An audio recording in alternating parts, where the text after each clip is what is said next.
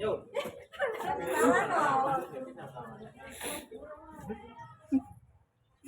Coba dipancing. Silakan Pak.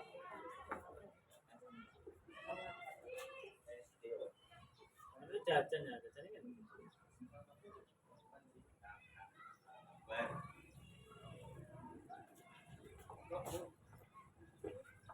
Terima tamu reaksi.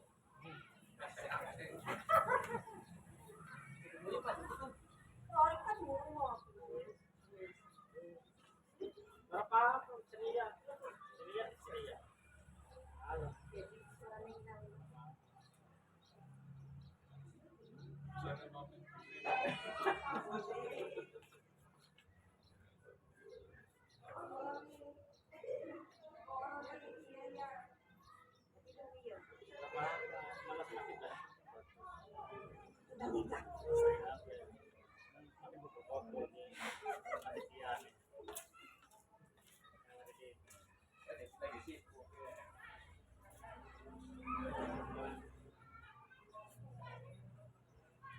Sambutan Pak Dede ya para sekolah.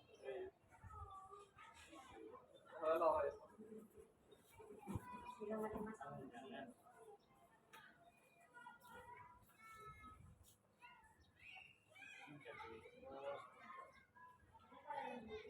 Siap Pak lagi.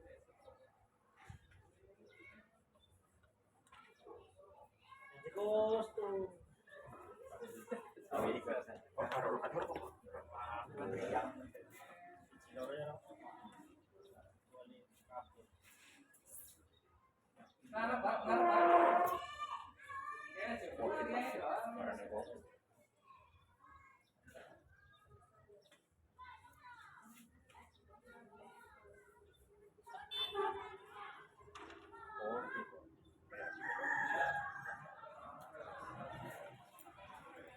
Coba.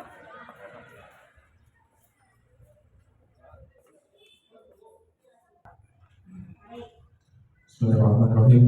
Assalamualaikum warahmatullahi wabarakatuh. Bismillahirrahmanirrahim. Assalatu wassalamu ala rasulillah Sayyidina wa mawalana wa la quwata illa billah amma ba'du. Hadratan karamil mahmudaramin, para alim, para ulama, para kiai, para asyidid wal asyidah, para hormati teman-teman Bapak Kepala Sekolah SMP Pelajaran 4, Bapak Imam Wahyudi SPDMM, kepada yang kami hormati Bapak Ibu Dewan Guru SMP Pelajaran 4. Pertama dan yang paling utama, marilah kita selalu memanjatkan puja dan puji syukur kehadirat Allah Subhanahu wa Ta'ala yang mana telah memberikan kepada kita semua nikmat sehat, nikmat iman, nikmat sehat, sehingga alhamdulillah pada kesempatan pagi hari ini kita bisa berkumpul di sini dalam acara diseminasi budaya positif bersama dengan penyebaran pemahaman dan penerapan pengalaman positif budaya positif bersama Bapak Andri Mukti SPD calon guru penggerak angkatan 10 SMP Pelajaran 4 Kecamatan Bulakaba Kabupaten Brebes yang insya Allah dalam keadaan sehat walafiat. Allahumma amin ya rabbal alamin. Kedua kalinya salawat dan salam kita sanjungkan kepada beliau Nabi Agung Nabi Muhammad sallallahu alaihi wasallam yang mana telah membimbing kita mengajarkan tentang akhlakul karimah, dan mudah-mudahan kita semua termasuk tergolong umatnya di yaumil akhir yang akan mendapat syafaatnya. Allahumma amin amin ya rabbal alamin. Langsung saja saya selaku pembawa acara akan membacakan susunan acara pada pagi hari ini. Yang pertama pembukaan, yang kedua sambutan, yang ketiga acara inti, dan yang keempat doa penutup. Marilah kita buka acara ini dengan bacaan Ummul Kitab. Ridhoillah bi rahmatillah wa syafa'atir Rasulillah sallallahu alaihi wasallam. Sya'ulilahum al-Fatihah. A'udzu billahi minasyaitonir rajim. Bismillahirrahmanirrahim. Alhamdulillahirabbil alamin arrahmanir rahim maliki yaumiddin. Iyyaka na'budu wa iyyaka nasta'in shiratal mustaqim shiratal ladzina an'amta 'alaihim ghairil maghdubi 'alaihim waladdallin. Terima kasih atas pembacaan pembukaan. Mudah-mudahan acara ini berjalan dengan lancar. Allahumma amin amin ya rabbal alamin. Untuk menginjak acara yang selanjutnya yaitu sambutan dari Bapak Kepala Sekolah SD Negeri Bonjol 4 kepada beliau Bapak Imam Mahmudi SPD MM, kami persilakan dengan segala hormat.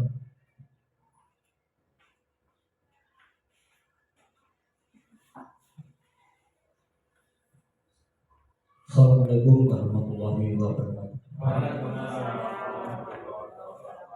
Bismillahirrahmanirrahim.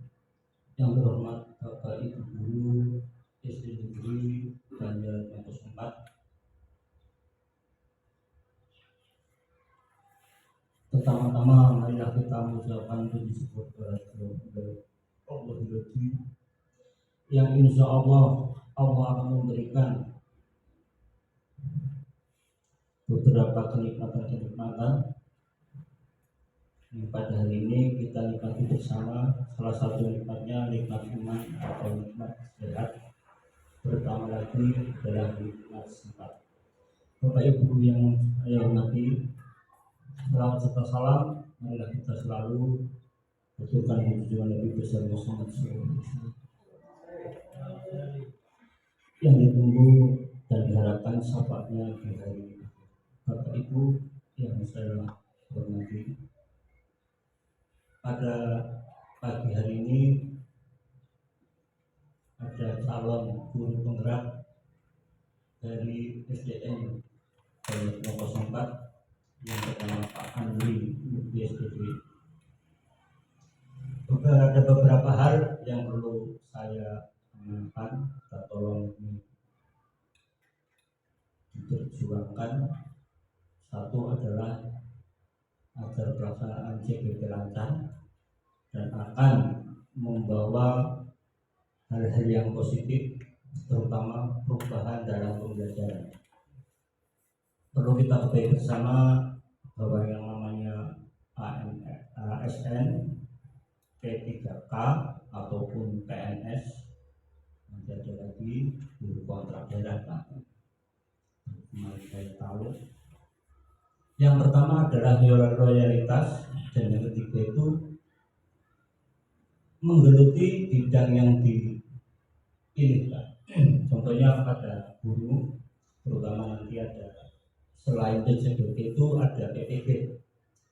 Umpamanya dengan milih pada PPG ataupun nanti dua-duanya dipilih dengan CGP, usahakan berjalan bersama. Jadi jangan pilih salah satu, akhirnya tidak ada kebaikan-kebaikan dalam pembelajaran.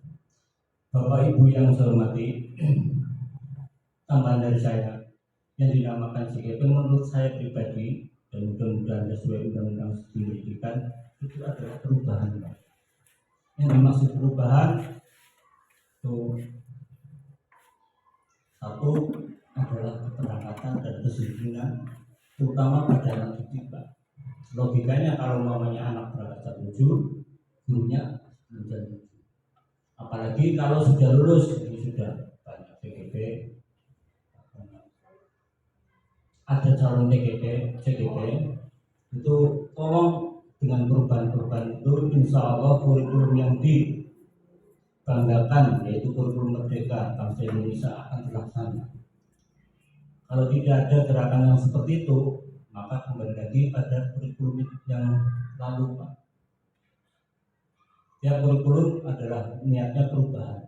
Jadi nanti tidak usah ini itu, yang penting niatnya dengan ada perubahan dalam wujud, terutama perubahan akhlak. Ini saya tekankan berulang kali, aman itu, karena dengan adanya dunia yang semakin berkembang dan kontrol sosial maupun individual kurang dari wali murid, ini tugas dari guru penggerak. Nah, dengan adanya calon-calon seperti ini diharapkan apa yang dituntut pada tujuan pembelajaran, terutama pada kurikulum, terlaksana dengan bagus seperti yang sudah berjalan dan juga yang dulu sudah bagus, cuma perlu ditingkatkan. Itu saja dari saya. Mudah-mudahan amanahnya saya monggo Pak Andri itu dikembangkan dengan catatan jangan lupa kesehatan dijaga. Saya akhiri. Assalamualaikum warahmatullahi wabarakatuh. Waalaikumsalam warahmatullahi wabarakatuh. Terima kasih kami sampaikan kepada beliau Bapak Imam Pak Budi SPDMM yang telah memberikan sambutannya. Mudah-mudahan apa yang disampaikan tadi bisa bermanfaat bagi kita semua. Allahumma amin amin ya rabbal alamin. Untuk menginjak acara yang selanjutnya, acara ini yaitu pemaparan tentang penyebaran pemahaman dan penerapan pengalaman budaya positif yang akan disampaikan oleh Bapak Andri Mukti SPD. Kepada beliau kami persilakan.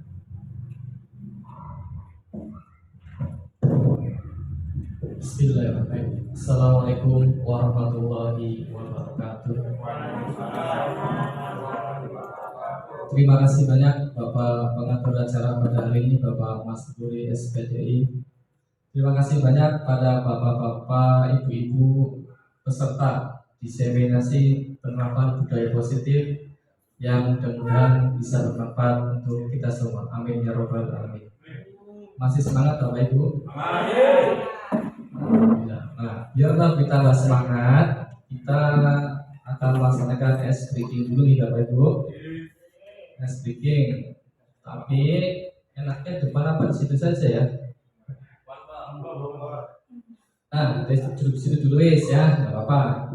Sekarang saya mau menyulap Bapak Ibu semua menjadi sebuah bunga, karena saya melihat hari ini wajahnya berbunga-bunga semua ya. Karena 13 sudah cair, alhamdulillah. Ya. Saya akan menyulap Bapak Ibu semua menjadi sebuah bunga, di mana bunga itu kalau pagi biasanya mekar, kalau malam biasanya muncul. Nah, hilang ya, betul sekali ya, hilang. Nah, nanti Bapak Ibu saya sulap menjadi bunga, kita akan mensimulasikan atau memposisikan kita sebagai bunga. Kalau saya bilang kuncup, nanti tangannya bergerak seperti ya, kuncup. Kalau mekar tangannya dibuka muka. Kalau geser nggak apa-apa, bukan sih kebantu tangannya. Siap Bapak Ibu? Contoh ya, kuncup. Sambil berdiri apa kan berdiri enak ya? Berdiri boleh, oke, lebih semangat, semangat luar biasa ya Bapak Ibu. Oke ya, silakan berdiri. Kuncup, mekar, kuncup, mekar, mekar, mekar Ibu. Aduh iya masih lupa ya. Nah, nanti saya balik sekarang. Oh iya, masih mekar ya. Nanti saya balik. Kalau saya bilang kuncup, nanti tangannya mekar. Kalau saya bilang mekar, tangannya kuncup. Bisa dimengerti Bapak Ibu? Bisa. Nah, oke, kita coba ya. Kuncup. Nah. Mekar. Mekar. Oh, Pak Jenal masih ngantuk kayaknya ya Pak Jenal ya. Oke ya. Kurang kopi, nanti ada kopi Pak. Sesi kopi break nanti ada. Siap ya? Kuncup, kuncup, mekar, mekar, kuncup, mekar, kuncup. Aduh masih bingung ya teman-teman. Oke, tepuk tangan buat kita semua. Terima kasih ya. Tapi masih ada yang salah ya. Tapi kayaknya masih ada yang kurang semangat ini Pak Jenal ini ya. Oke, silakan maju semua aja Pak. Sini Pak, biar lebih semangat lagi Pak. Monggo silakan maju, kita lebih semangat lagi. Monggo.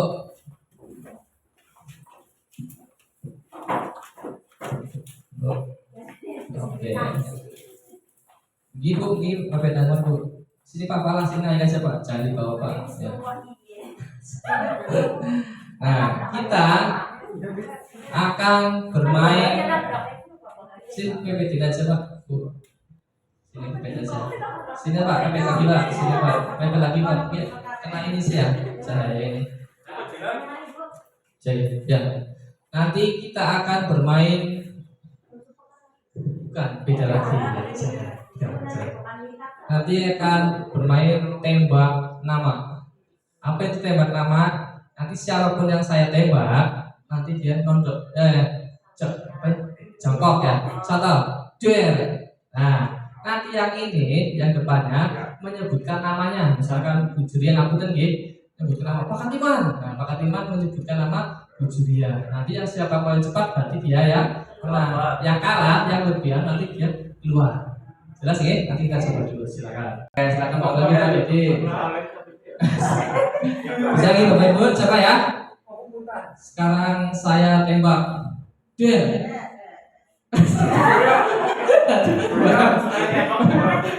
Iya. Tadi Pak Kadipnya tidak, silakan lagi Pak. Ya, paham ya Pak ya? Oke, kita coba lagi, nggak apa-apa. Coba lagi. Sekarang saya berburu, saya tembak. Deal. Oh iya, Pak Sena. Berarti yang kedua siapa? Pak. Oke, silakan pergi lagi Pak. Sekali lagi nih, kayaknya masih ada yang coba sebelah sini. Saya tembak. Deal. Oke. Oke, tepuk tangan buat kita semua, silakan kembali. Oke, terima kasih banyak.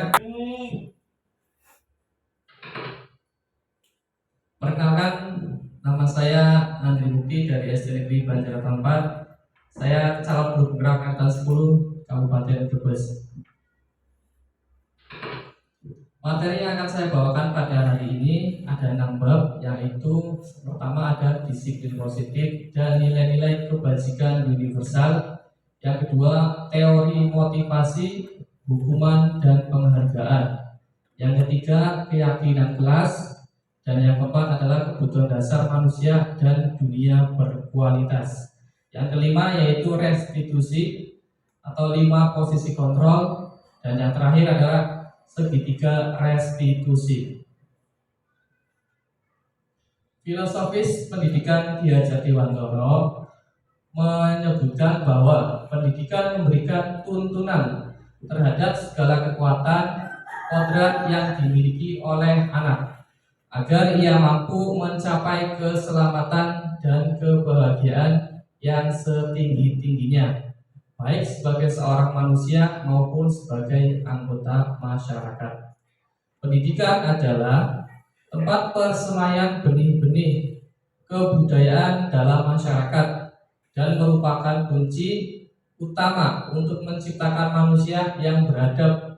Pendidikan harus berpihak kepada murid, karena kita sebagai seorang pendidik sudah jelas itu merupakan kewenangan kita nih Bapak Ibu untuk menuntun, mendidik peserta didik kita di sekolah masing-masing. Semangat Merdeka Belajar yang sedang dicanangkan ini juga memperkuat tujuan pendidikan nasional. Pendidikan diselenggarakan agar setiap individu dapat menjadi manusia yang beriman dan bertakwa pada Tuhan Yang Maha Esa, berakhlak mulia, sehat, berilmu, cakap, dan kreatif. Kalau sekarang biasa disebut dengan profil pelajar Pancasila yang terdiri dari beriman dan bertakwa kepada Tuhan Yang Maha Esa, berkebinekaan global, gotong royong, mandiri, bernalar kritis, dan kreatif. Nah, yang akan saya bahas pertama yaitu disiplin positif dan nilai-nilai kebajikan universal. Disiplin positif. Yang pertama ada perubahan paradigma. Sebelum saya mulai menjabarkan satu persatu dari materi ini, boleh saya minta bantuan Bapak Ibu 2 orang untuk maju ke depan? Oh tidak, silakan Bu Mita dan Ibu Sari, monggo. Sebelum mulai ya, monggo Bu.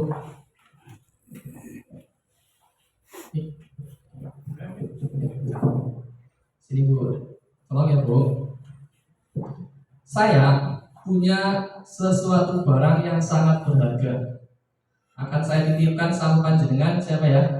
Bu Sari. Tolong barang ini dijaga sebaik-baiknya. Sini Bu, monggo Bu, sini lagi Bu. Jangan sampai ada yang mencuri, meminta, apalagi ada yang merusak. Tolong dijaga sebaik-baiknya dengan keadaan apapun. Bisa Bu? Oke, enggak Bu, coba dengan berbagai macam cara tugasnya Bu Mita membujuk apapun dengan caranya supaya bisa mendapatkan barang berharga tersebut. Monggo silakan. Ibu, boleh saya tahu apa yang dipegang? Ya, boleh. Kenapa tidak boleh, Bu? Ya ini kan punya saya. Kenapa? Apa saya boleh minjem sebentar? Tidak boleh, beli sendiri. Boleh dengan Boleh. boleh dengan Boleh minjem karena tadi kan saya juga pengen tahu, Bu, yang dikasih Pak Andri itu apa? Tidak boleh, ini punya saya. Saya belinya pakai uang sendiri. Tadi perasaan bukan beli, dikasih. Dikasih kan itu belinya juga pakai uang. Boleh pinjem, Bu, sebentar? Tidak boleh. Kenapa tidak boleh, Bu? Saya juga pengen tahu apa yang tadi dikasih Pak Andri. Tadi saya itu kasih jajan. Saya udah punya banyak jajan. Nggak boleh, Pak Andri. nggak boleh ya. Oke, terima kasih banyak. Ya, terima kasih tepuk tangan buat teman-teman kita. Banyak luar biasa ya.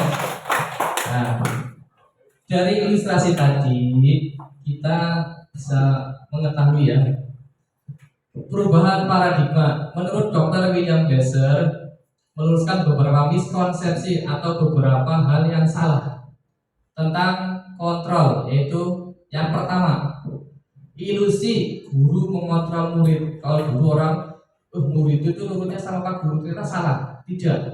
Maksudnya apa? Maksudnya itu walaupun dia nurut, sebenarnya itu dia bukan karena dikontrol oleh seorang guru, tapi dia itu sedang memperbolehkan dirinya dikontrol oleh Bapak Ibu guru.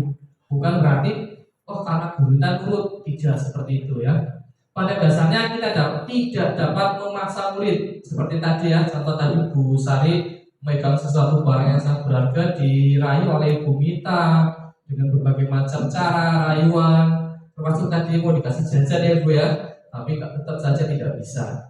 Pada dasarnya kita tidak dapat memaksa murid untuk berbuat sesuatu jikalau murid tersebut memilih untuk tidak melakukannya. Andai pun dia melakukannya, misalkan tadi Ibu Sari memberikan barang berharga itu bukan berarti karena Bu Mita yang berhasil, tapi kontrol diri dari Bu Sari itu yang mengikhlaskan, yang mengontrol ya, bukan dari orang lain sendiri. Walaupun tampaknya guru sedang mengontrol perilaku murid, hal demikian terjadi karena murid sedang mengizinkan dirinya dikontrol. Ya, garis besarnya karena murid itu mengizinkan dirinya, bukan karena gurunya yang mengontrol. Saat itu bentuk kontrol guru menjadi kebutuhan dasar yang dipilih murid tersebut. Teori kontrol menyatakan bahwa semua perilaku memiliki tujuan, bahkan terhadap perilaku yang tidak disukainya. Itu ilusi guru mengontrol murid. Yang kedua ada ilusi bahwa semua penguatan positif efektif dan bermanfaat. Maksudnya ilusi itu berarti tidak benar ya. Tidak benar kalau semua penguatan positif itu efektif dan bermanfaat. Penguatan positif atau bujukan adalah bentuk-bentuk kontrol dari Bu Mita membujuk Bu Sari untuk memberikan sesuatu yang di tangannya, sesuatu yang berharga ya tadi. Segala usaha untuk mempengaruhi murid agar mengulangi suatu perilaku tertentu adalah suatu usaha untuk mengontrol murid tersebut. Dalam jangka waktu tertentu, kemungkinan murid tersebut akan menyadarinya dan mencoba untuk menolak bujukan kita. Atau bisa jadi murid tersebut menjadi tergantung pada pendapat sang guru untuk berusaha. Selanjutnya yang ketiga, ilusi bahwa kritik dan membuat orang merasa bersalah dapat menguatkan karakter. Menggunakan kritik dan rasa bersalah untuk mengontrol murid menuju pada identitas gagal. Mereka belajar untuk merasa buruk tentang diri mereka. Mereka mengembangkan dialog diri yang negatif. Kadangkala sulit bagi guru untuk mengidentifikasi bahwa mereka sedang melakukan perilaku ini, karena seringkali guru cukup menggunakan suara halus untuk menyampaikan pesan negatif. Yang keempat, ilusi bahwa orang dewasa memiliki hak untuk memaksa. Biasanya kalau di sekolah ya, kita mungkin pasti lebih dewasa dari murid kita ya. Kita kalau orang dewasa itu pasti bisa mengontrol murid, ternyata tidak ya. Kalaupun kita bisa menyuruh, itu bukan karena kita yang bisa mengontrol, tapi karena dia sedang mengizinkan dirinya sendiri. Banyak orang dewasa yang percaya bahwa mereka memiliki tanggung jawab untuk membuat murid-murid berbuat hal-hal tertentu. Apapun yang dilakukan dapat diterima selama ada sebuah kemajuan berdasarkan sebuah pengukuran kinerja. Pada saat itu pula orang dewasa akan menyadari bahwa perilaku memaksa tidak akan efektif untuk jangka waktu panjang dan sebuah hubungan permusuhan akan terbentuk. Kalau kita menyuruh murid kita dengan cara memaksa, biasanya nanti akan banyak dampaknya ya, banyak dampak untuk jangka panjangnya. Sekarang masuk ke bab selanjutnya tentang disiplin positif. Dalam rangka menciptakan lingkungan yang positif, salah satu strategi yang perlu kita tinjau kembali adalah penerapan disiplin di sekolah kita, Bapak Ibu. Apakah telah efektif? Apakah masih perlu ditinjau kembali ya? Ki Hajar Dewantara menyatakan bahwa untuk mencapai kemerdekaan atau dalam konteks pendidikan kita saat ini, untuk menciptakan murid yang merdeka, syarat utamanya adalah harus ada disiplin yang kuat. Disiplin yang kuat itu seperti apa? Disiplin yang dimaksud adalah disiplin diri yang memiliki motivasi internal atau dari dalam diri siswa itu sendiri. Jika kita tidak memiliki motivasi internal atau dalam diri kita, maka kita memerlukan pihak lain untuk mendisiplinkan kita atau namanya motivasi eksternal, karena berasal dari luar bukan dari dalam diri kita. Tujuan dari disiplin positif adalah menanamkan motivasi pada murid-murid kita untuk menjadi orang yang mereka inginkan dan menghargai diri sendiri dengan nilai-nilai yang mereka percaya. Ketika murid-murid kita memiliki motivasi tersebut, mereka telah memiliki motivasi intrinsik yang berdampak jangka panjang. Motivasi yang tidak akan terpengaruh pada adanya hukuman ataupun hadiah. Kalau siswa-siswa atau murid-murid kita sudah memiliki motivasi dari dalam dirinya, tanpa kita suruh pun mereka akan melaksanakan. Contoh misalkan jadwal piket. Jadwal piket kalau dia sudah memiliki kesadaran dalam dirinya, tanpa kita harus, ayo anak-anak besok yang piket siapa? Tidak gembar-gembur lah seperti itu, dia sudah tahu tugas dia, tanggung jawab dia seperti apa, karena dia memiliki motivasi dalam dirinya sendiri. Mereka akan tetap berperilaku baik dan berlandaskan nilai-nilai kebajikan, karena mereka ingin menjadi orang yang menjunjung tinggi nilai-nilai yang mereka hargai atau mencapai suatu tujuan mulia.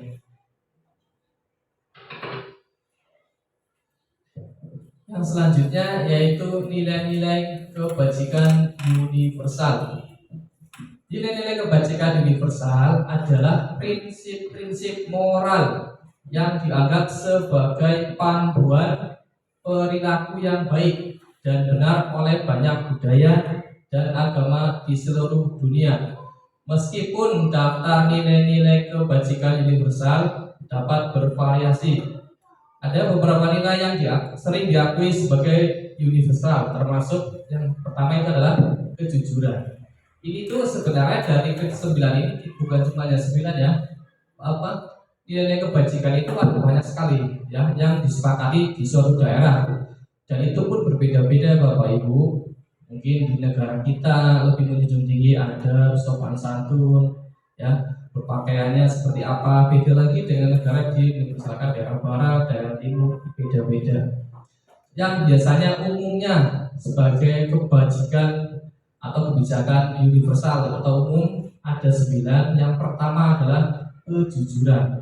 Kejujuran itu kalau saya contohkan itu contoh ya, yang paling nyata itu yang diterapkan di negara Jepang. Jepang itu sangat menjunjung tinggi nilai-nilai kejujuran yang paling utama. Suatu contoh, dulu ada kasus warga Amerika, Pak, HP-nya jatuh di stasiun kereta api di terowongan bawah tanah. Setelah dia cari kembali, ternyata HP-nya masih ada di tempatnya.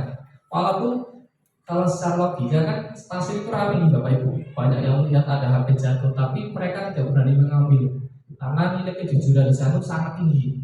Nomor satu, kalau menurut penelitian katanya nomor satu di dunia. Nah, makanya nilai kebajikan universal yang saya terapkan di sini nomor satu adalah kejujuran. Yang kedua yaitu keadilan. Keadilan itu banyak aspek yang dinaunginya. Keadilan itu bisa dari segi pendidikan, dari segi kemanusiaan, dari segi apa aja, semua berpengaruh dengan keadilan. Yang ketiga ada belas kasihan.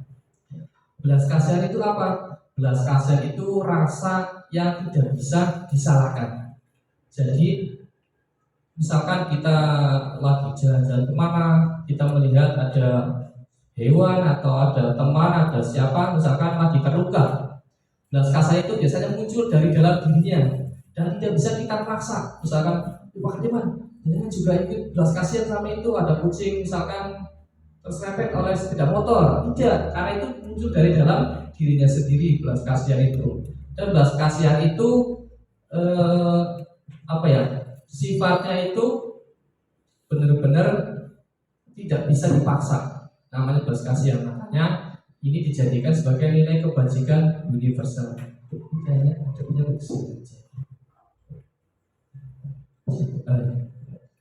yang selanjutnya ada kesederhanaan. Kalau kesederhanaan, kalau saya terapkan di sekolah kayaknya cocok sekali ya Bu. Pak, kita sebagai pendidik, kesederhanaan itu perlu kita terapkan. Masa iya kita sebagai leadership, pemimpin dalam pembelajaran atau sebagai contoh teladan, kalau kita hanya sendiri saja, misalkan berpakaian terlalu wah ya, bilang kalau tenggoni kafe, nanti murid kita seperti apa ya. Makanya kesederhanaan juga perlu dalam nilai kebajikan universal. Ya Pak, kalau artis mungkin ya Pak ya, kalau artis mungkin bisa itu karena Pak, dia nilai jualnya di situ Pak, harus berbeda dengan yang lainnya. Yang selanjutnya ada penghargaan terhadap kehidupan. Penghargaan terhadap kehidupan itu seperti apa? Penghargaan kehidupan itu contohnya kita harus bisa menghargai apapun, sekecil apapun yang dimiliki oleh orang lain. Entah itu bisa jadi penghargaan terhadap prestasi, terhadap apa aja yang dia miliki ya. Yang selanjutnya ada toleransi, nomor 6 ya. Toleransi itu sangat penting di dalam kehidupan nyata. Bisa juga diterapkan di sekolahan. Toleransi kan kalau kita hidup di kalangan majemuk ya Bapak Ibu. Misalkan kalau kita lingkupnya universal, berarti dunia itu sangat berpengaruh, budayanya berbeda, agamanya berbeda, bahasanya berbeda, mungkin tingkah laku dan pemikiran juga berbeda. Nah, toleransi itu kita saling menghargai apa yang dimiliki oleh suatu daerah. Kalau diterapkan di sekolah, contohnya bagaimana toleransi itu? Ada yang bisa membantu saya? Monggo. Pak Dedi, contoh toleransi di sekolah. Enggak, silakan Pak Dedi. Pengalaman jenengan. Assalamualaikum warahmatullahi wabarakatuh. Waalaikumsalam. Terima kasih atas waktu yang diberikan oleh Bapak Andi Calon Guru Penggerak Angkatan 10. Menurut saya, contoh toleransi yang ada di sekolah biasanya dilakukan oleh para siswa ketika ada terjadi salah satu siswa itu sakit atau apa, teman yang satu kelas itu menjenguk, itu termasuk juga sebuah toleransi menurut saya. Ya, baik sekali. Kayaknya seperti itu aja. Oke. Assalamualaikum warahmatullahi Waalaikumsalam warahmatullahi wabarakatuh. Terima kasih banyak buat Pak Dedi. Tepuk tangan buat Pak Dedi, luar biasa sekali ya. Toleransi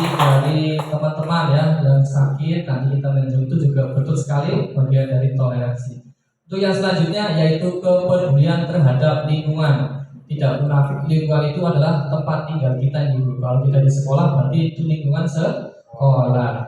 Apa itu kepedulian? Kepedulian itu bisa ditanamkan ya kepada murid-murid kita. Contoh, misalkan kita sebagai guru memberikan contoh, ada sampah di depan kita peduli, kita ambil, kita taruh di tong sampah. Itu juga bentuk kepedulian terhadap lingkungan sekolah. Termasuk nanti ketika mereka sudah keluar dari sekolah, hidup di masyarakat juga nanti akan berada di lingkungan masyarakat.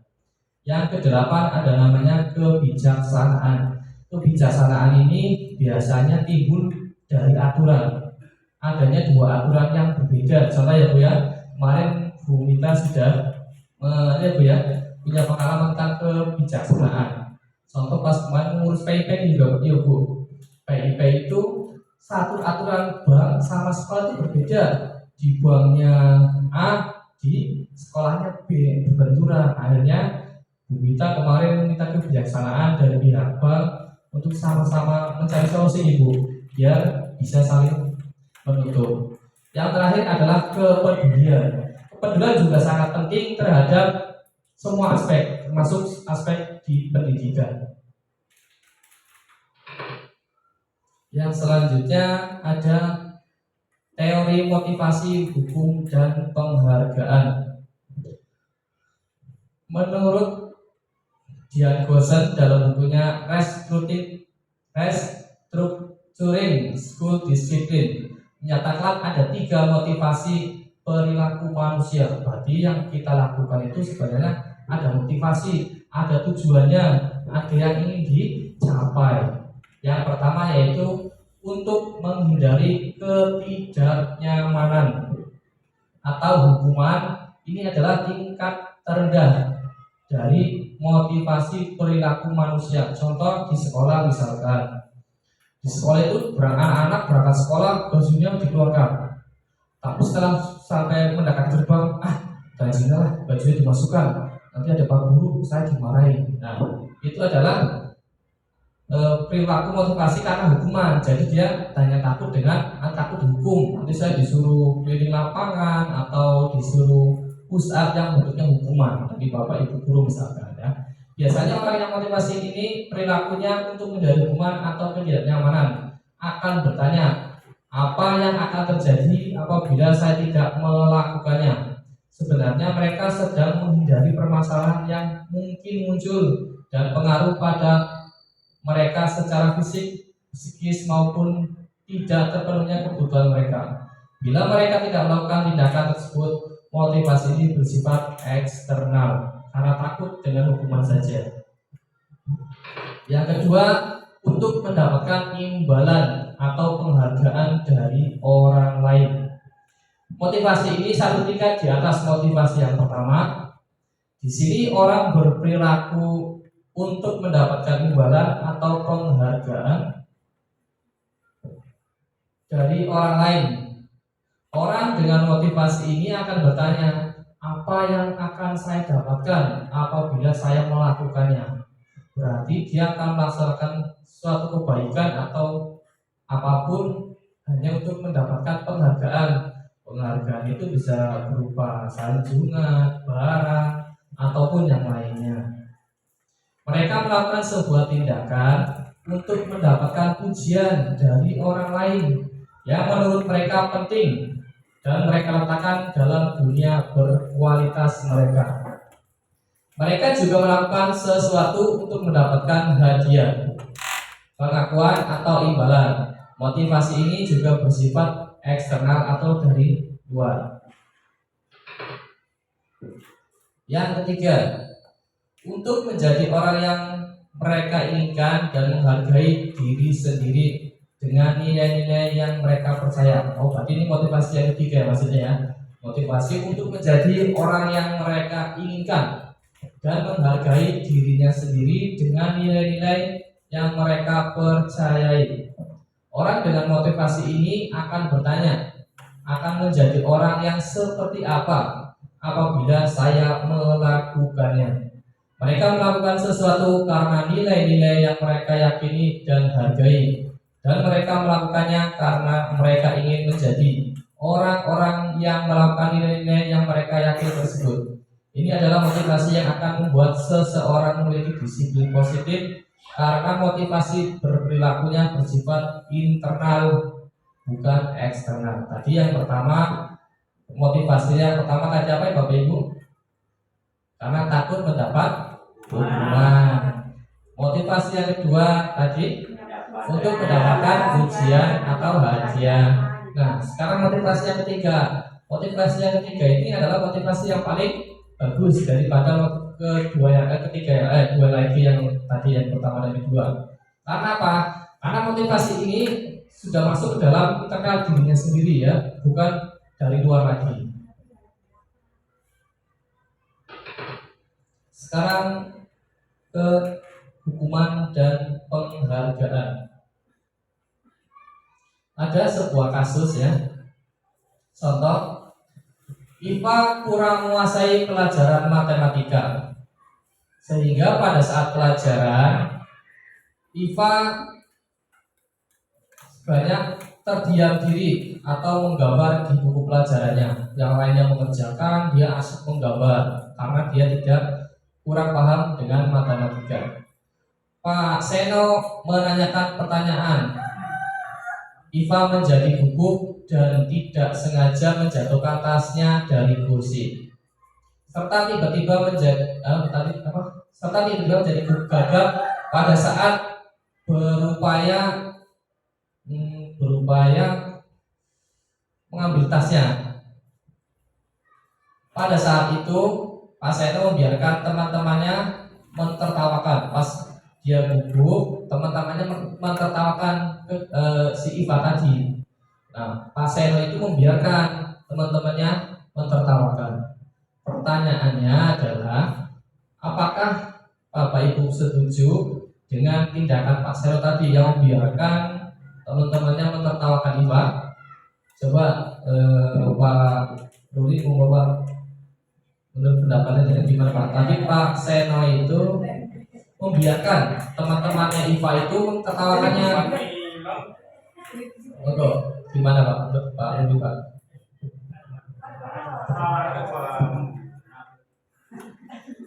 Ya, terima kasih Pak. Tadi ceritanya si Iva itu menjatuhkan tas apa ya, karena gugup tadi. Karena gugup itu kemudian ditertawakan oleh teman-temannya. Sekali Pak. Itu yang dijatuhkan tasnya siapa sih Pak? Saya sendiri Pak. Tasnya sendiri. Senggol. Tetapi malah teman-temannya itu mentertawakan karena disebabkan oleh gugup lah. Itu bagaimana Tadi Pak Senonya itu membiarkan Pak, membiarkan teman-temannya itu mentertawakannya. Menurut pendapat panjangan gimana Pak itu Pak? Oke Pak, menurut pendapat saya sih gini Pak, tidak ada salahnya itu si Iva karena gugup menjatuhkan tasnya, tetapi yang seharusnya itu Pak gurunya itu jangan hanya membiarkan teman-temannya itu menertawakan, tetapi diberi masukan atau diberi pemahaman kepada teman-temannya Iva agar harusnya membantu Iva, jangan menertawakan. Terima kasih banyak Pak atas jawabannya. Tentangan buat Pak Ruli luar biasa sekali ya. Nah, ya. Tadi setelah tasnya IPA jatuh itu, lanjut saudara lagi ya, Pak Senonya itu memberi hukuman juga, pada IPA suruh maju ke depan karena saat yang lain mengerjakan tugas, IPA itu menggambar Bapak Ibu. Nah, IPA itu disuruh maju ke depan, suruh menunjuk hidungnya sendiri pakai jarinya seperti ini di depan kelas. Kalau menurut Bapak Bapak silakan. Itu pendapatnya bagaimana Pak? Itu hukuman atau restitusi atau apa itu Pak maksudnya Pak? Terima kasih Pak Andri atas waktunya. Kalau tadi mencermati kasus yang disampaikan oleh Pak Andri, bahwa tadi katanya ada murid yang tidak suka dengan pelajaran ya Pak ya,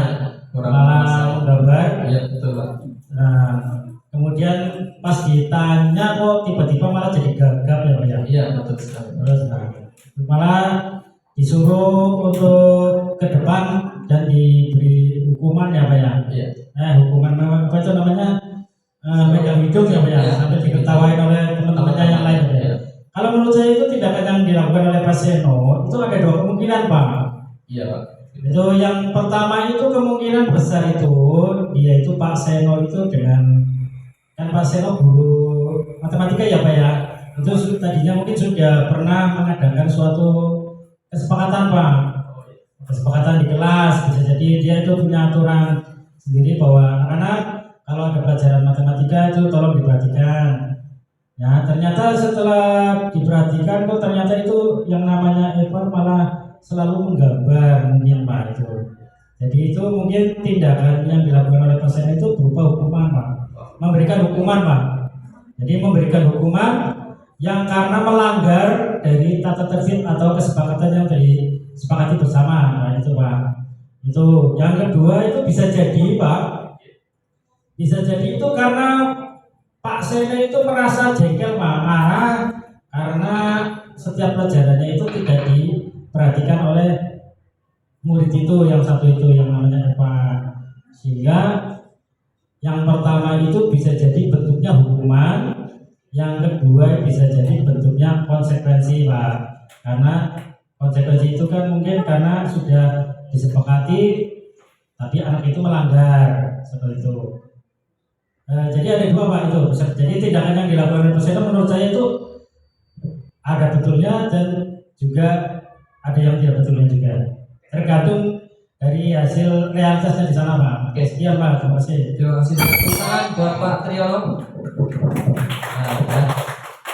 Betul sekali apa yang tadi Pak Triyono katakan ya, bahwa hukuman itu bersifat tidak terencana atau tiba-tiba. Anak atau murid tidak tahu apa yang akan terjadi dan tidak dilibatkan. Hukuman itu bersifat satu arah dari seorang guru pada murid, dan murid hanya menerima suatu hukuman tanpa melalui suatu kesepakatan atau pengarahan dari pihak guru, baik sebelum atau sesudahnya. Hukuman yang diberikan bisa berupa fisik yang tadi Pak Seno lakukan pada Mbak Iva ya tadi ya, atau bisa dengan kata-kata. Sementara disiplin dalam bentuk konsekuensi atau penghargaan sudah terencana sebelumnya Bapak Ibu. Jadi sudah ada kesepakatan dari awal, keyakinan kelas, nanti ketika melanggar akan ada seperti ini, itu namanya konsekuensi karena sudah disepakati dari awal. Nah, hukuman dan penghargaan, nanti yang lebih tepat itu tadi itu bukan hukuman atau konsekuensi, tapi adalah restitusi. Apa itu restitusi? Restitusi adalah proses menciptakan kondisi bagi murid untuk memperbaiki kesalahan mereka sehingga mereka bisa kembali pada kelompok mereka dengan karakter yang lebih baik. Restitusi juga merupakan proses kolaboratif yang mengajarkan murid untuk mencari solusi dari masalah mereka dan membantu murid berpikir tentang orang seperti apa yang mereka inginkan dan bagaimana mereka harus memperlakukan orang lain. Itu adalah solusi terbaik dari sebuah permasalahan, bukan hukuman di patri orang ya. Kalau tadi ada hukuman, ada konsekuensi, yang lebih tepat adalah restitusi. Nah, selanjutnya ada keyakinan kelas. Sebelum saya membahas keyakinan kelas, Bapak Ibu sudah pernah dengar sebelumnya keyakinan kelas? Kalau di dulu itu namanya kelas itu peraturan nih Bapak Ibu. Oh, tata tertib. Oh iya, tata tertib. Tata tertib di kelas. Nah, sekarang kita namakan biar lebih enak namanya keyakinan kelas. Sebelum kita mencoba nanti, kita akan mencoba membuat keyakinan kelas di kelas kita ya. Saya bacakan prosedurnya. Prosedur pembentukan keyakinan kelas yang pertama yaitu mempersilahkan murid-murid di kelas untuk bercurah pendapat tentang peraturan yang perlu disepakati di kelas. Berarti keyakinan kelas itu sebenarnya dibuat untuk kenyamanan bersama di dalam kelas. Yang kedua, mencatat semua masukan-masukan para murid di papan tulis, boleh di kertas, boleh nanti di sticky note ya. Dan di mana semua anggota kelas bisa melihat hasil curah pendapat tersebut. Tentunya pendapat dari siswa itu nanti kita saring, bukan semuanya kita tuangkan. Lewat apa? Lewat nanti kita susun keyakinan kelas sesuai dengan prosedur keyakinan kelas. Gantilah kalimat-kalimat negatif menjadi kalimat-kalimat positif. Jadi contohnya seperti ini Bapak Ibu. Misalkan dilarang membuang sampah di kelas. Itu kan kalimat negatif. Nanti diganti dengan yang positif. Buanglah sampah pada tempatnya seperti itu ya. Yang selanjutnya ada tinjau kembali daftar curah pendapat yang sudah dicatat. Karena tadi kita melaksanakan curah pendapat dari semua murid, nanti kita tinjau kembali daftar. Kalau mungkin yang sama, kan kalau sama tidak mungkin ditulis semua Bapak Ibu. Apa mungkin ada perbedaan sedikit yang sama dijadikan satu. Yang kelima, jelas tinjau ulang keyakinan secara bersama-sama. Yang terakhir, yang keenam ada keyakinan kelas selanjutnya bisa diletakkan di dinding kelas atau di tempat yang mudah dilihat semua warga kelas. Boleh di depan sini misalkan ya, buat banner atau nanti tulis pakai kertas folio bisa ya. Nah sekarang Bapak Ibu kita akan mencoba membuat keyakinan kelas ya. Keyakinan kelas itu terserah Bapak Ibu, kita jadi berarti kita apa ya, berpura-pura Bapak Ibu jadi siswa. Siswa itu pengennya kelas itu seperti apa sih? Misalkan contoh berangkat sekolah tidak boleh terlambat. Nanti berarti kan di situ bentuknya apa? Berangkat tepat waktu. Misalkan kalau berpakaian yang rapi. Misalkan ada lagi misalkan Pak Dedi kalau berangkat pakai minyak wangi bisa nggak apa-apa, silakan ya. Nanti terserah jenengan. Nanti saya bagikan sedikit aja.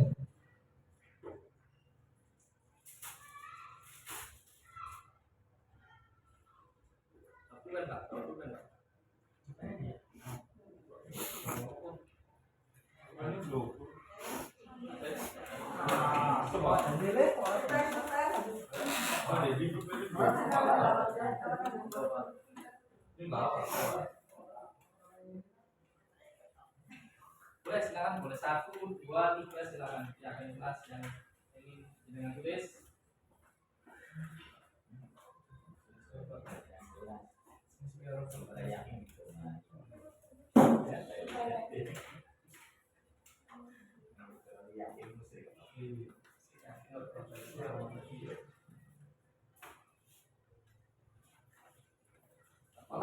Pak?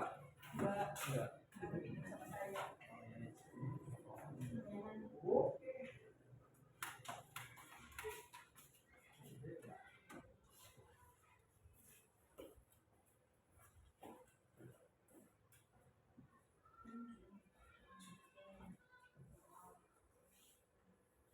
Silakan tulis, boleh 1, boleh 2, boleh 3. Keyakinan kelas yang kira-kira membuat kelas panjenengan jadi nyaman, jadi enak, jadi bersih, silakan.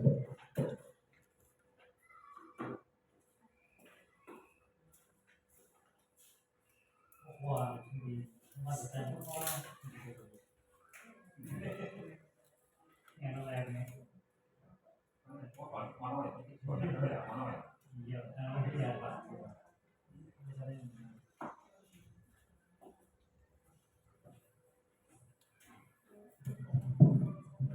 Sudah, Bapak Ibu?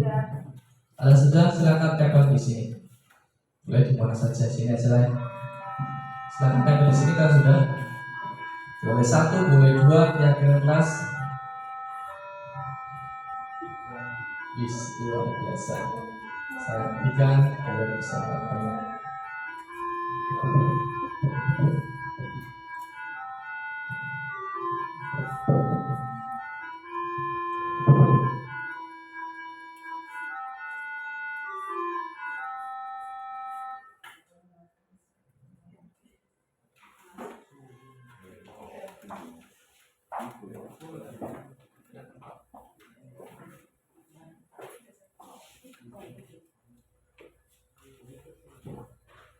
Terima kasih. Ya, saya berikan tidak apa. Gak apa sih, di orang juga tidak apa-apa.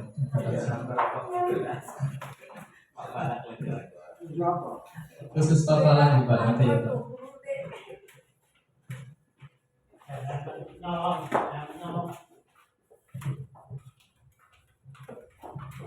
Ya semua Bapak Ibu, saya lihat dulu. Silakan.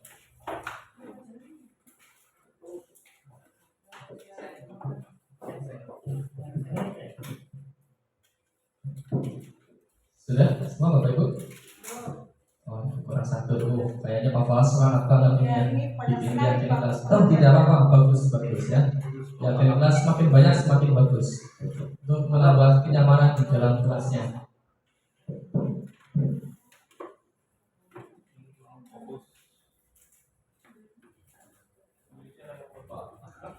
Bagus semua. Oke. Bismillahirrahmanirrahim ya. Siap. Terima kasih Pak Fala. Terima kasih Bapak Ibu semua. Kita sudah mensimulasikan kita sebagai murid untuk menciptakan kondisi kelas yang bagus ya, dan seperti yang diidamkan. Di sini yang pertama saya bacakan satu persatu. Ada ciptakan suasana kelas yang kondusif. Oh, bagus sekali ya. Maksudnya mungkin maksudnya kondusif itu tidak ramai, tidak bicara sendiri ketika jam pelajaran. Bagus. Jagalah kebersihan kelas. Oh iya, bagus sekali. Selanjutnya ada membersihkan papan tulis. Kalau membersihkan papan tulis sudah sangat bagus ya. Berarti masuknya ke kebersihan kelas Bapak Ibu ya. Selanjutnya ada datang tepat waktu. Bagus sekali. Datang tepat waktu. Yang kedua ada ciptakan suasana kelas yang bersih dan nyaman. Tadi sama. Tidak mencoret-coret meja. Ini juga masuk ke kebersihan nih Bapak Ibu ya. Saling menghormati. Oh iya, ini yang paling tadi saling menghormati antara siswa yang satu dengan yang lainnya. Luar biasa. Mandiri dalam mengerjakan tugas-tugasnya. Ya, bagus sekali ya. Berarti kita belajar kejujuran juga untuk mengerjakan tugas-tugas, misalkan tugas PR atau tugas ulangan, bisa ya. Disiplin waktu, ya betul sekali. Jangan berangkat kesiangan, tadi sama ya, berangkat tepat waktu. Tidak boleh mencontek ketika sedang ulangan, tadi sudah betul sekali. Datang tepat waktu, membersihkan ruang kelas juga sama. Masuk kelas kalau bel masuk berbunyi, ya betul sekali. Berarti ketika bel nanti kita langsung masuk kelas. Berangkat tepat waktu, betul sudah tadi. Mengerjakan tugas dari guru tepat waktu. Misalkan dikasih tugas berarti tidak boleh melalaikan nih Bapak Ibu. Nah ya seperti itu. Jangan membuat gaduh kelasnya. Luar biasa Bapak Ibu sudah menciptakan keyakinan kelas. Nah dari keyakinan ini nanti saya buat di banner atau di papan pano biar ingat semua. Ingat semua kalau kita tidak boleh melanggar keyakinan kelas di kelas kita. Saya ada video, mudah-mudahan bisa diputar. Tapi video ini saya masih bentuk kata-kata masih kata negatif Bapak Ibu. Belum saya ubah ke yang positif. Karena saya langsung terjunkan ke anak, jadi biar dia langsung mengenal. Mudah-mudahan bisa diputar.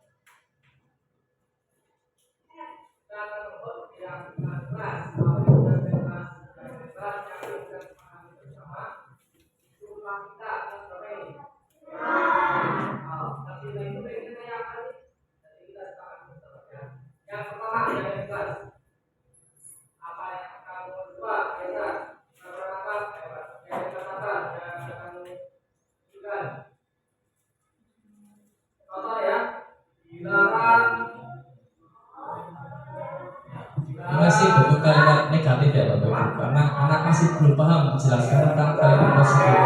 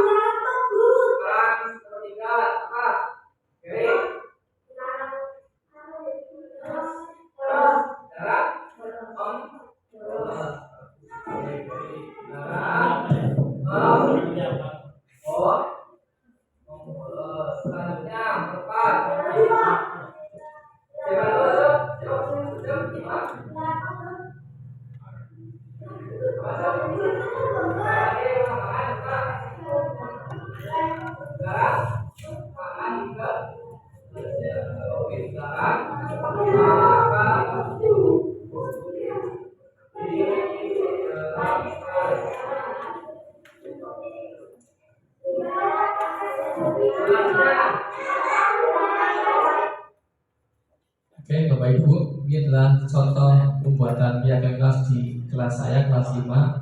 Dan nanti ini di akhir sesi itu nanti saya mau merubah kalimat-kalimat negatif tadi menjadi sebuah kalimat positif. Yang tadi saya tulis itu masih bentuk kalimat negatif.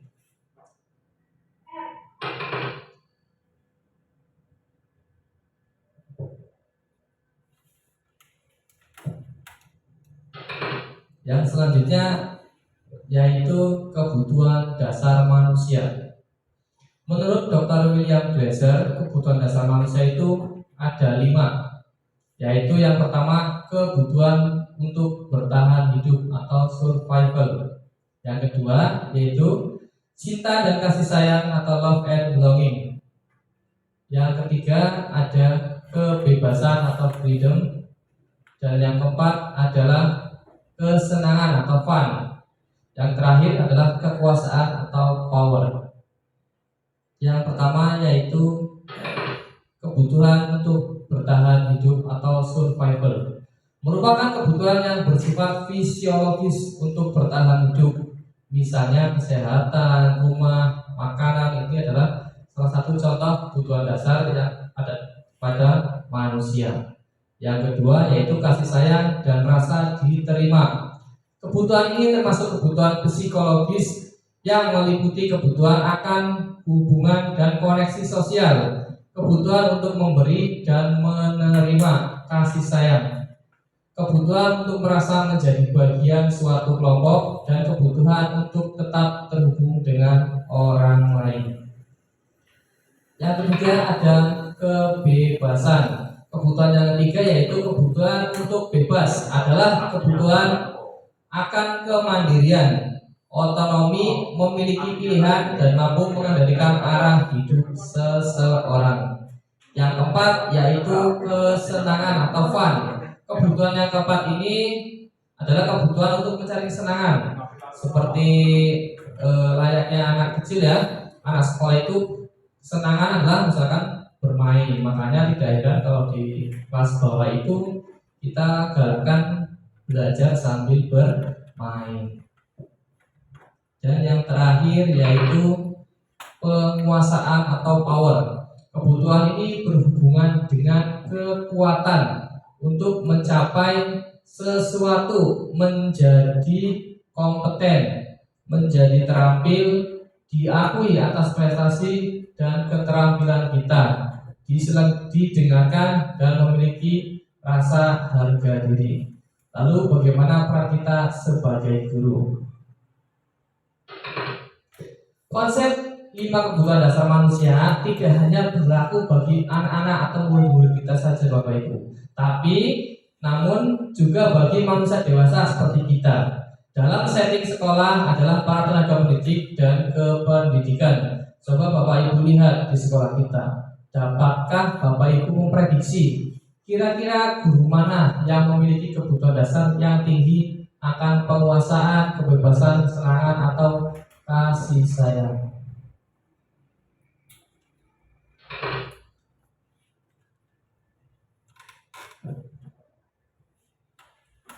Selanjutnya yaitu ada posisi kontrol.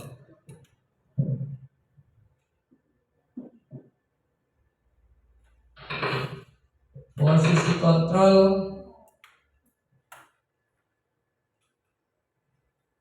yang pertama adalah penghukum. Penghukum itu biasanya menggunakan nada tinggi, menunjuk-nunjuk, berkaca pinggang, membentak, dapat menggunakan hukuman fisik dan verbal. Dampaknya murid menjadi pendendam, tidak menyukai guru atau mapel yang diampu. Guru yang menjalankan posisi penghukum akan berkata, patuhi aturan saya, awas nanti ya. Penghukum itu misalkan ada anak terlambat, terus masuk ke kelas kita, kenapa kamu terlambat? Kalau karena kamu terlambat silakan lari ke lapangan 5 kali, itu contoh jenis penghukum. Untuk selanjutnya yaitu membuat merasa bersalah. Biasanya model posisi ini menggunakan nada lembut, tenang, tetapi menyalahkan murid. Guru mengatakan hal yang merasa menderita dan kesalahan ada pada murid. Dampaknya murid menjadi merasa dirinya gagal dan rendah diri, menarik dari lingkungannya. Guru yang menjalankan posisi merasa bersalah akan berkata, kamu sudah mengecewakan bapak atau ibu. Ya. Selanjutnya yang ketiga, posisi teman. Posisi teman biasanya menggunakan suara ramah, cenderung bersenda gurau untuk menghangatkan suasana. Dampaknya murid menjadi tergantung pada satu orang, tidak mandiri dan tidak bisa berpikir untuk diri sendiri. Yang selanjutnya, guru yang menjalankan posisi teman akan berkata, ya sudah, nanti bapak ibu bantu bereskan. Untuk posisi yang keempat ada posisi pemantau. Untuk posisi pemantau bapak ibu, biasanya guru akan bersuara datar, tidak bersenda gurau atau bersuara tinggi. Tercipta identitas positif, guru juga harus memantau saat diberi sanksi. Dampaknya murid akan menghitung konsekuensi dan hadiah tanpa memahami nilai kebajikan yang dituju. Contoh katanya misalnya ada yang terlambat, kita nanya, tahu nggak kamu kalau kamu terlambat melanggar keyakinan kelas yang mana? Jelas contoh pertanyaan dari posisi pemantau. Dan yang terakhir adalah posisi manajer. Biasanya guru akan bersuara netral, tidak emosional, tidak terlalu ramah, dan tidak bernada tinggi. Tercipta identitas positif atau berhasil. Guru mengajukan pertanyaan bermakna yang membuka pikiran murid. Guru membimbing murid memecahkan masalah. Dampaknya yaitu mandiri, percaya diri, dan dapat memecahkan masalah. Contoh kata-katanya yaitu, kalau kamu percayai, kira-kira kamu akan menjadi seperti apa? Kita akan lihat contoh video dari kelima posisi kontrol tersebut.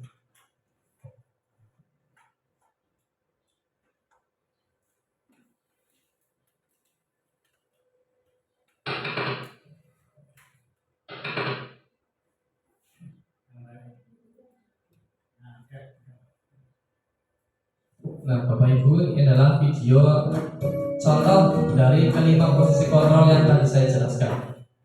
Salam bahagia Ibu dan Bapak guru hebat. Dalam penerapan disiplin positif restitusi, salah satu program yang dikembangkan adalah 5 posisi kontrol. 5 posisi kontrol dalam restitusi adalah proses perjalanan seorang pendidik agar dapat mengenali dirinya. Pada video kali ini, kita akan membahas tentang 5 posisi kontrol yang dikembangkan oleh Diane Dawson dan contoh penerapannya.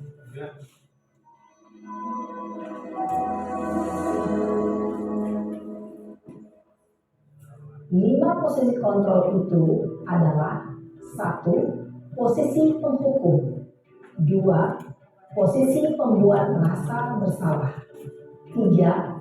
Posisi teman, 4. Posisi pemantau monitor, dan 5. Posisi manajer. Untuk lebih memahami kelima posisi tersebut, mari kita saksikan kasus Naren yang terlambat hadir 20 menit di sekolah dan melihat bagaimana kelima posisi kontrol dalam menghadapi masalah tersebut.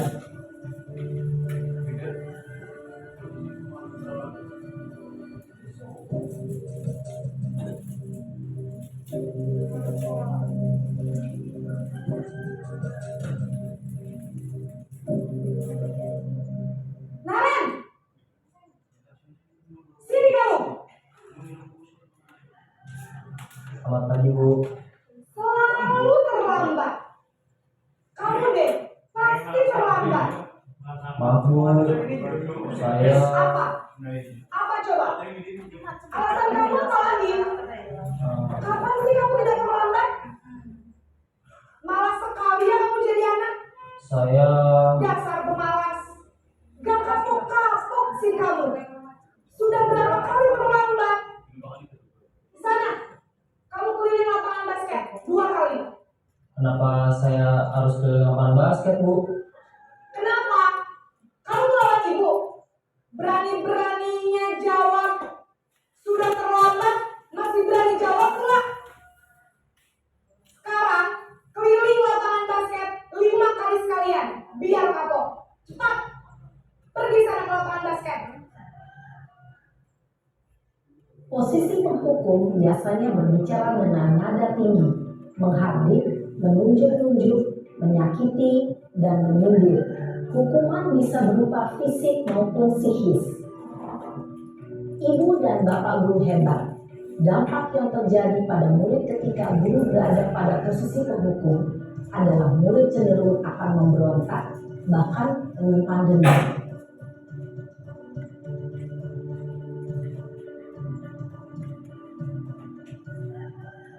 Posisi yang kedua, membuat rasa bersalah.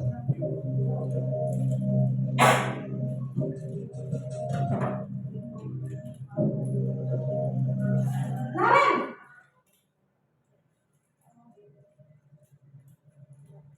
Selamat pagi, Bu. Naren. Kamu kenapa terlambat lagi, nak? Ya Tuhan, Naren. Kamu senang ya bikin ibu susah ya?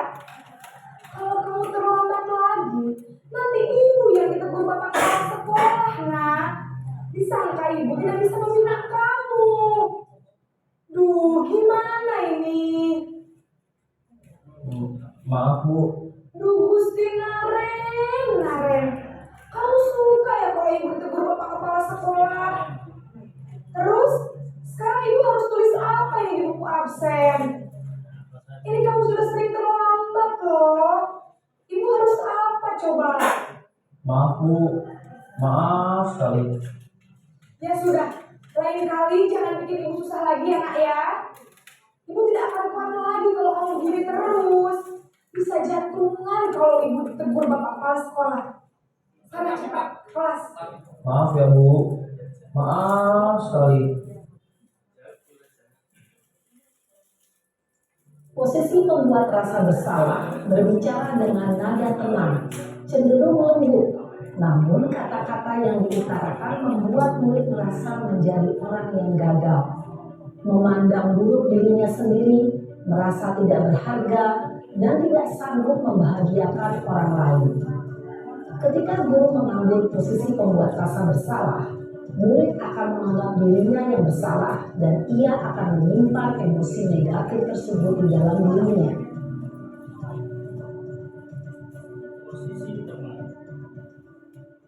Ini yang ketiga, kasus posisi teman.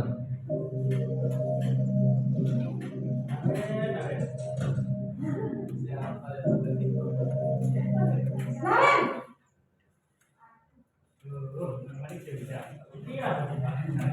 Selamat pagi, Bu. wah, sudah jam berapa ini nak? Saya. Iya, Bu. Habis saya udah bangunkan saya, Bu.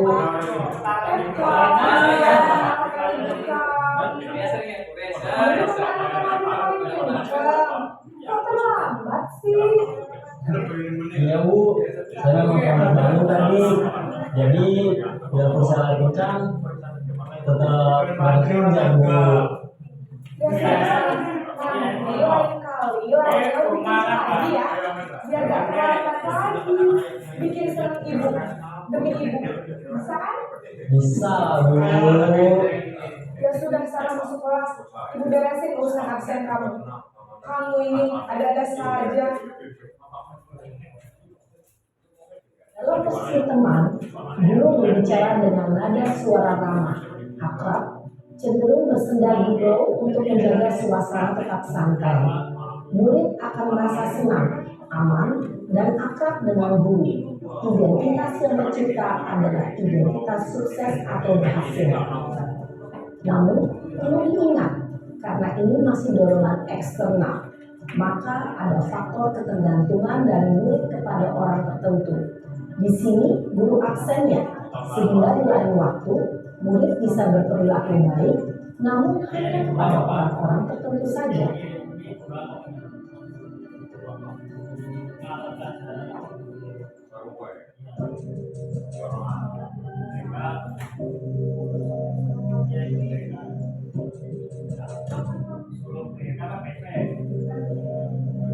Naren,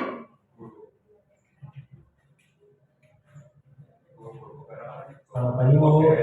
Naren, apa peraturan sekolah kita tentang jam berapa kita harus masuk sekolah, nak? Kita harus di sekolah jam 7 Bu. Iya betul, sekarang sudah jam 7.20. Naren sudah tahu konsekuensinya jika terlambat hadir. Paham Bu, saya harus tinggal kelas pas jam istirahat selama 20 menit. Iya benar, konsekuensinya demikian.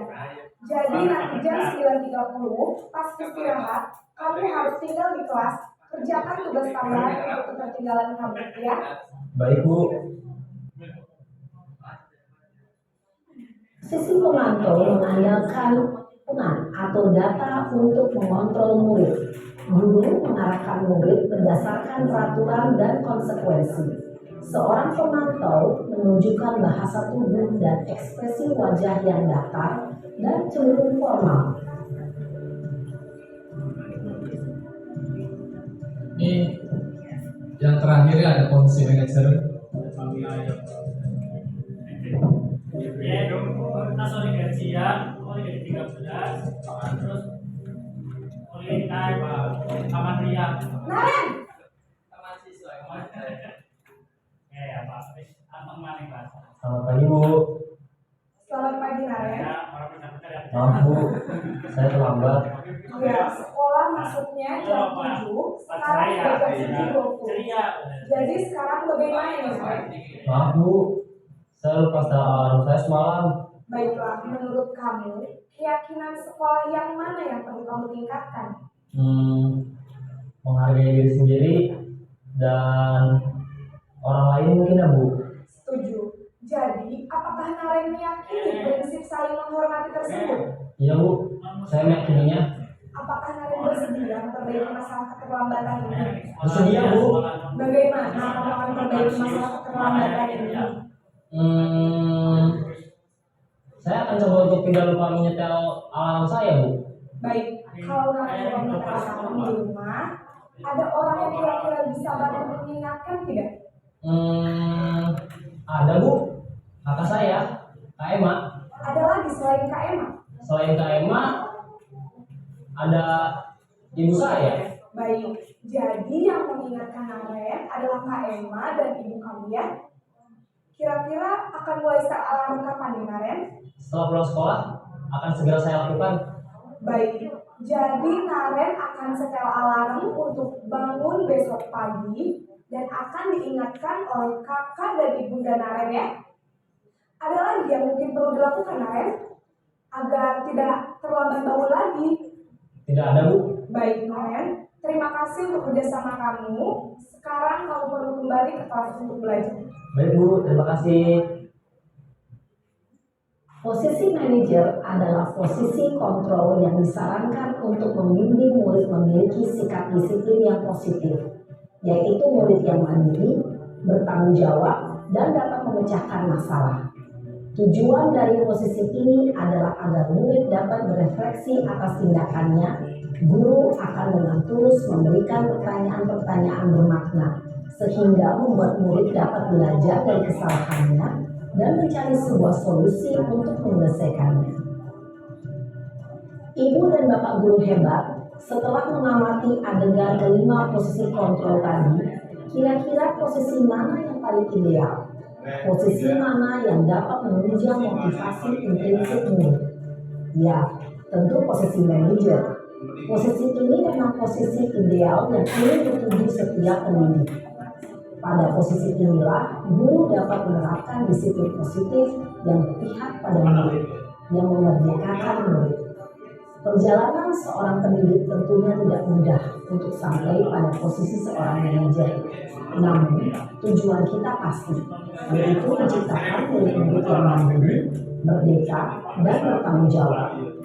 Semoga penggambaran 5 posisi kontrol yang telah diperlihatkan ini dapat menjadi ajang refleksi bagi kita semua, agar dapat terus mengasah dan Kira-kira tadi posisi kontrol yang bagus yang mana ya Bapak Ibu? Posisi manajer. Nah, kita bisa merefleksikan diri kita yang sudah kita lakukan pada murid-murid kita sendiri ya. Posisi apa masih posisi penghukum? Nah, makanya kita terus belajar supaya posisi kita bisa mencapai ke posisi manajer. Selanjutnya yaitu ada segitiga restitusi. Segitiga restitusi adalah ada 3 tahapan. Yang pertama validasi tindakan yang salah. Yang kedua adalah menanyakan keyakinan, dan yang ketiga menstabilkan identitas. Kalau memvalidasi, kata-katanya seperti ini. Tidak apa-apa, semua orang pasti pernah melakukan kesalahan. Contoh tadi yang terlambat tadi ya. Kalau ada misalkan Bang Salman terlambat, Salman ya, tanyain, nggak apa-apa Mas Salman, yang terlambat bukan cuma Salman kok, yang lain juga ada terlambat. Itu namanya memvalidasi tindakan, menanyakan alasan atas kesalahan tersebut. Contoh kalau tadi terlambat ditanyakan. Yang kedua menanyakan keyakinan, menanyakan sesuai atau tidak dengan prinsip kelasnya yang kita buat, misalkan tidak terlambat berangkat tepat waktu. Itu tentang menanyakan keyakinan. Dan yang ketiga yaitu menstabilkan identitas. Tadi sudah restitusi. Ciri-ciri restitusi. Restitusi bukan menebus kesalahan, tetapi untuk belajar dari kesalahan. Restitusi memperbaiki hubungan. Restitusi adalah tawaran, bukan paksaan. Restitusi menuntut untuk melihat ke dalam diri. Restitusi mencari kebutuhan dasar yang mendasari tindakan. Restitusi diri adalah cara yang terbaik. Restitusi fokus pada karakter, bukan tindakan. Restitusi menguatkan. Restitusi adalah mengembalikan siswa yang berbuat salah pada kelompoknya. Ini saya ada video lagi tentang contoh restitusi.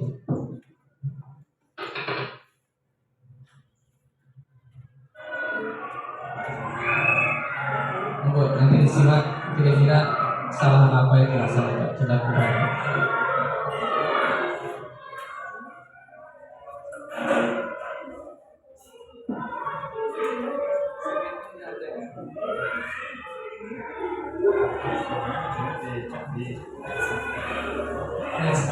Lucu yang lain.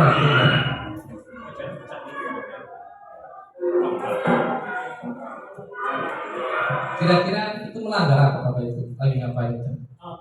Oh iya, betul sekali. Itu lagi mencontek saat mengerjakan tugas. Nah, ini contoh validasi tindakan ya. Seperti itu. Sudah istirahat. Dia tahu nggak kenapa Pak panggil? Kemarin Pak lihat Pak mencontoh jawaban temannya saat ulangan IPA. Betul apa tidak? Oh, penjelasan. Saat nanti mencontoh jawaban itu.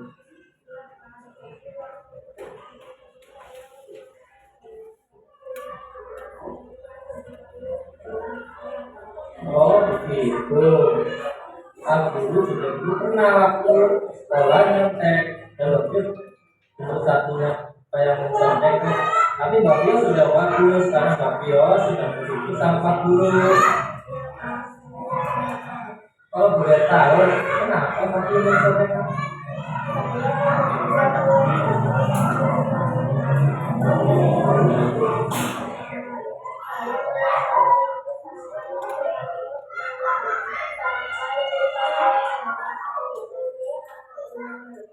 Kira-kira kegiatan mencontek yang Mbak jelaskan itu baik betul apa tidak?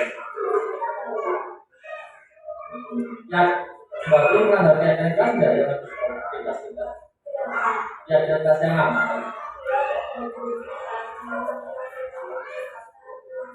Untuk depannya, kalau misalkan ada ulang lagi, apa yang akan dilakukan lagi yo?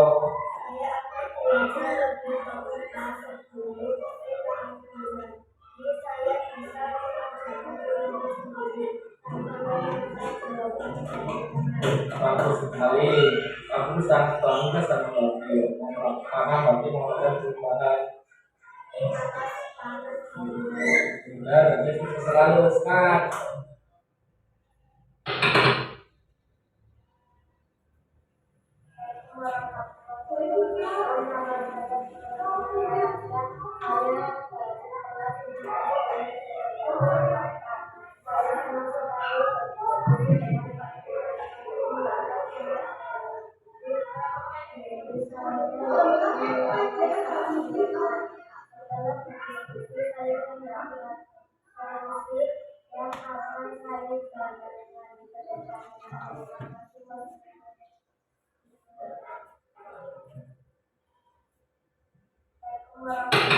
Nah, tadi contoh segitiga restitusi yang saya terapkan di sekolah saya.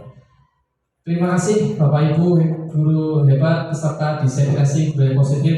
Demikian materi yang bisa saya sajikan buat panjenengan semua. Mudah-mudahan ada manfaatnya untuk kita semua. Sebelum saya akhiri sesi hari ini, saya ada sebuah peribahasa. Jika guru masuk kelas tanpa persiapan, maka guru keluar tanpa penghormatan. Demikian dari saya. Assalamualaikum warahmatullahi wabarakatuh.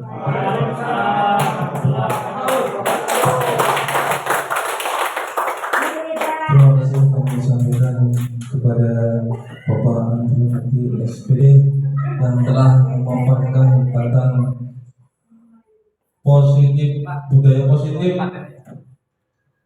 dan mudah-mudahan apa yang disampaikan tadi bisa kita terapkan di sekolah kita, di kelas kita masing-masing, dan bermanfaat bagi kita semua. Allahumma amin amin ya rabbal alamin. Untuk acara yang selanjutnya yaitu doa penutup.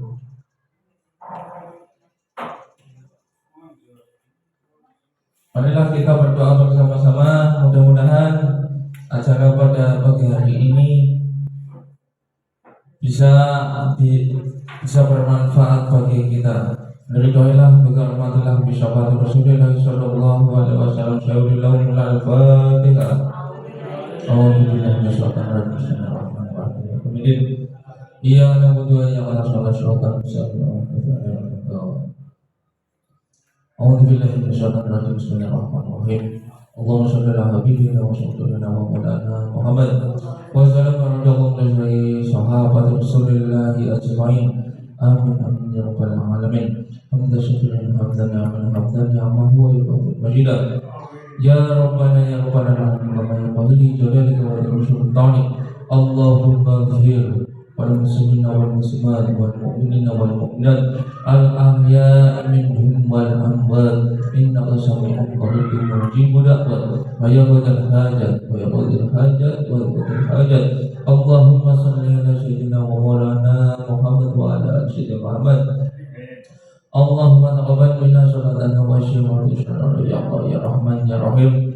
La ilaha illa anta subhanaka inni kuntu minadh dhalimin. La ilaha subhanaka inni kuntu minadh dhalimin. La ilaha subhanaka inni kuntu minadh dhalimin. La ilaha illallah wahdahu la syarika la ilahan wahidan wa rabban syahidan wa la haula wa la quwwata. Allahumma inna nas'aluka salamatan fid din wa afiyatan fil jasadi wa tawfiqan wa rabbana hab lana min azwajina wa dhurriyyatina qurrata a'yun waj'alna lil muttaqina imama. Rabbana zalamna wa illam taghfir lana wa tarhamna lanakunanna minal khasirin. Rabbana atina fid dunya hasanah wa fil akhirati hasanah wa qina adzabannar. Walhamdulillahi rabbil alamin. Al-Fatihah. Iya,